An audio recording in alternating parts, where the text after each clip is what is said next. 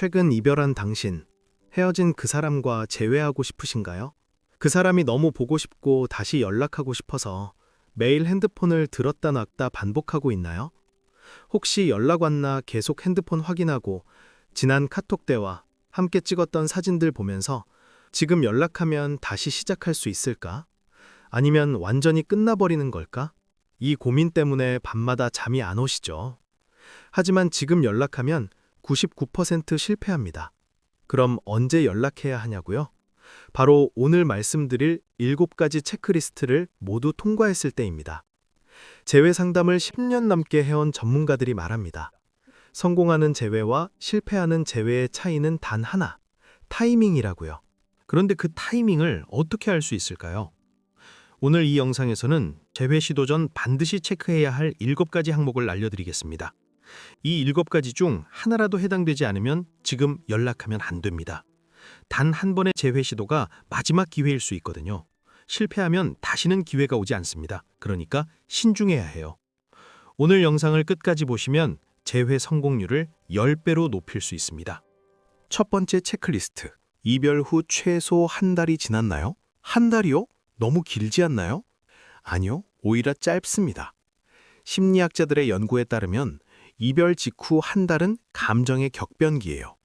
이 시기에는 상대방도 당신도 감정이 너무 격해 있어서 제대로 된 대화가 불가능합니다. 이별 직후에 당신이 연락하면 상대방은 이렇게 생각해요. 역시 날 못 떠나는구나. 예상했던 대로야. 아, 귀찮게 하네. 당신의 가치가 바닥으로 떨어집니다. 반대로 한 달 정도 시간이 지나면 상대방도 당신이 없는 삶을 경험하고 감정이 어느 정도 정리돼요. 그때쯤 되면 당신의 연락이 귀찮음이 아니라 반가움으로 느껴질 수 있습니다. 물론 이별의 이유와 상황에 따라 다르지만 최소한 3주에서 한 달은 지나야 해요. 그런데 여기서 중요한 건 단순히 시간만 흘려보내면 안 됩니다. 이 시간 동안 당신이 무엇을 했느냐가 더 중요해요. 두 번째 체크리스트. 당신은 이별 전과 달라졌나요? 이게 재회 성공의 가장 핵심입니다. 냉정하게 생각해 보세요. 이별 전과 똑같은 당신이 똑같은 방식으로 다가가면 결과는 뻔하지 않을까요? 아무것도 안 바뀌었네. 또 똑같은 문제로 싸우겠지. 역시 안 되겠어. 이렇게 생각하고 다시 거절당합니다. 그럼 어떻게 변해야 할까요? 바로 이별의 원인이 해결되는 겁니다. 예를 들어 볼게요. 헤어진 이유가 너무 집착해서였다면 이제는 혼자 있어도 괜찮은 사람이 되어 있어야 해요. 헤어진 이유가 감정 조절을 못해서였다면 이제는 화를 건강하게 표현할 수 있어야 해요. 헤어진 이유가 무관심해서였다면 이제는 상대방의 감정을 읽을 수 있어야 해요. 이렇듯 구체적인 변화가 있어야 합니다. 나 많이 변했어 라는 말로는 안 돼요. 상대방이 봤을 때 눈에 보이는 변화가 있어야 합니다. 외모의 변화, 태도의 변화, 생활 패턴의 변화, 사고방식의 변화, 이런 것들이 실제로 일어났나요? 만약 아직이라면 지금 연락하면 안 됩니다. 변화하지 않은 상태로 다가가면 그냥 미련 있는 사람으로만 보여요. 하지만 변화한 모습으로 다가가면 성장한 사람으로 보입니다. 이 차이가 재회의 성공과 실패를 가릅니다. 세 번째 체크리스트. 상대방도 당신을 그리워할 만한 시간이 지났나요? 이게 정말 중요해요. 당신만 보고 싶다고 재회가 되는 게 아니에요.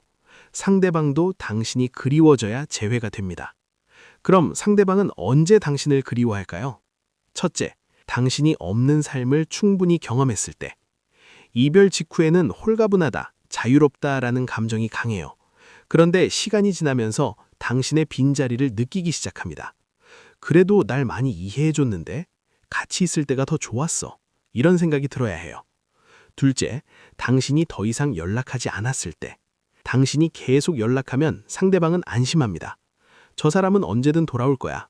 하지만 당신이 연락을 끊으면 왜 연락이 없지? 정말 나를 잊은 걸까? 이런 생각이 들어요. 희소성의 법칙입니다. 셋째, 상대방의 일상이 안정됐을 때. 이별 직후에는 상대방도 감정적으로 혼란스러워요. 새로운 사람을 만나거나 일에 몰두하거나 친구들과 바쁘게 지내죠. 이 시기에 연락하면 타이밍이 안 맞아요. 하지만 일상이 다시 안정되고 혼자 있는 시간이 많아지면 당신 생각이 날 확률이 높아집니다. 그러니까 잘 생각해 보세요. 지금 상대방이 당신을 그리워할 만한 상황인가요? 아니면 아직 당신 없이도 잘 지내고 있나요? 만약 후자라면 조금 더 기다려야 합니다. 네 번째 체크리스트. 헤어진 이유가 해결 가능한 것이었나요? 모든 이별이 재회로 이어질 수 있는 건 아닙니다. 냉정하게 판단해야 해요. 재회가 가능한 이별을 예시로 들자면 의사소통 문제, 감정 표현 미숙, 일시적인 스트레스와 갈등, 오해나 미숙함으로 인한 이별, 거리 문제나 환경적 요인, 이런 것들은 시간과 노력으로 해결이 가능합니다. 하지만 재회가 어려운 이별도 있어요.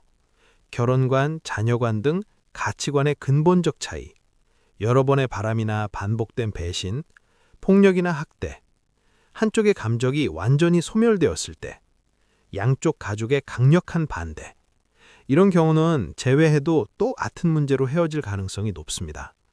그러니까 지금 냉정하게 생각해 보세요. 우리가 헤어진 이유가 뭐였을까요? 나 혼자 있는 게 편해. 이건 해결 가능해요. 회피형의 특성일 뿐이니까요. 우리는 너무 달라. 구체적으로 뭐가 달랐나요? 취미, 성격, 가치관? 취미와 성격은 조율이 가능하지만 가치관은 조금 어려워요. 감정이 식었어. 일시적인 건가요? 완전한 소멸인가요? 일시적이라면 가능성이 있지만 완전 소멸이라면 어렵습니다. 해결 불가능한 이유로 헤어졌다면 재회 시도는 시간 낭비일 수 있습니다. 그 시간에 새로운 사람을 만나는 게 나을 수 있어요. 하지만 해결 가능한 이유였다면 재회 가능성은 충분히 있습니다. 다섯 번째 체크리스트. 지금 연락할 자연스러운 이유가 있나요? 이게 생각보다 정말 중요합니다. 아무 이유 없이 갑자기 지금 뭐해? 요즘 어떻게 지내? 이렇게 연락하면 너무 어색해요. 상대방도 부담스럽고 당신도 떨려서 제대로 대화를 못합니다. 그럼 어떤 명분이 좋을까요? 자연스러운 명분들의 예시를 들어볼게요.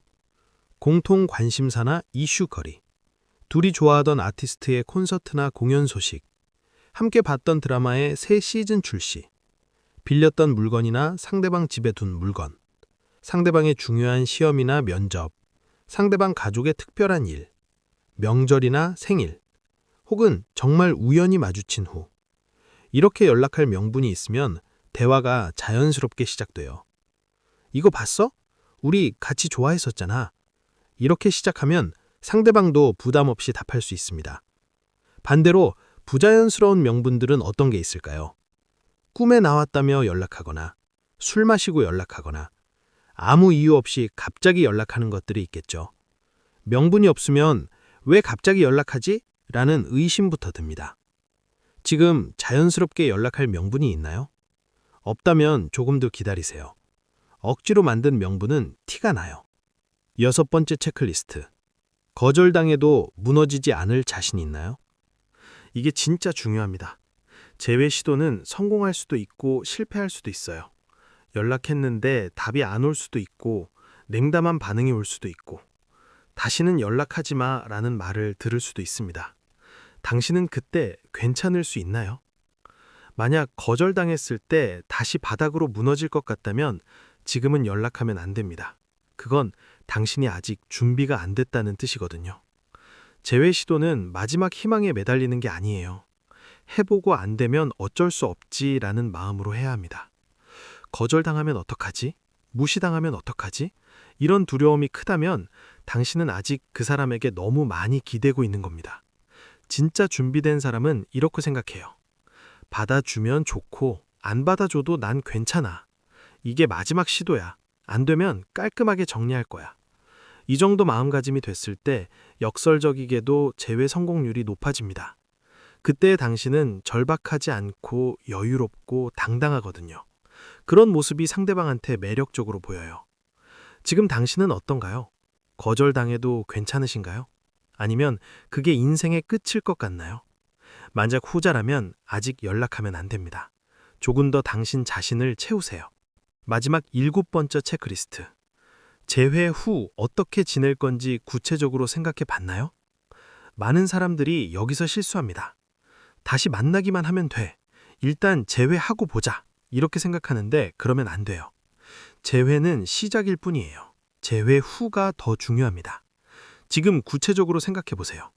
다시 만났다고 가정했을 때 이전에 싸웠던 문제들은 어떻게 해결할 건지, 같은 상황이 오면 이번엔 어떻게 대처할 건지, 의사소통 방식은 어떻게 바꿀 건지 구체적인 계획이 있어야 합니다. 막연하게 이번엔 잘할 거야가 아니라 실행 가능한 계획이 있어야 해요. 이번엔 화가 나도 하루 정도 생각할 시간을 가져보자. 주 2회는 꼭 서로 감정을 나누는 시간을 가질 거야. 상대방이 혼자 있고 싶다고 하면 존중해 줄 거야. 이렇게요. 그리고 한 가지 더.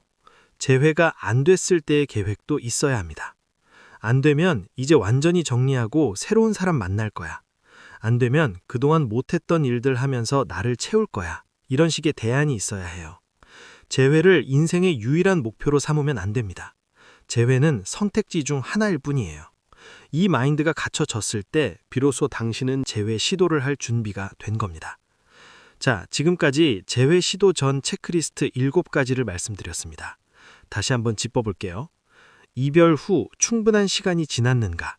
나 자신이 변화했는가? 상대방도 나를 그리워할 만한 상황인가? 이별의 원인이 해결 가능한 것이었는가? 지금 연락할 명분이 있는가? 거절당해도 괜찮은 마음의 준비가 됐는가? 재회 후의 관계를 구체적으로 상상할 수 있는가? 이 7가지를 모두 체크했나요? 하나라도 안 됐다면 지금 연락하면 안 됩니다. 조급하게 시도했다가 실패하면 진짜 마지막 기회마저 날려버릴 수 있어요. 하지만 이 7가지를 모두 통과했다면 당신은 이제 그 사람에게 연락해도 됩니다. 성공 확률이 훨씬 높을 거예요. 그리고 기억하세요. 재회가 인생의 전부는 아닙니다. 재회는 하나의 선택지일 뿐이에요. 되면 좋고 안 돼도 당신은 괜찮습니다. 오늘 영상이 도움이 되셨다면 구독과 좋아요 한 번씩 부탁드릴게요. 여러분은 7가지 중 몇 개나 통과하셨나요? 재회 시도 계획이 있으신가요? 댓글로 의견 남겨주세요. 그럼 다음 영상에서 만나요.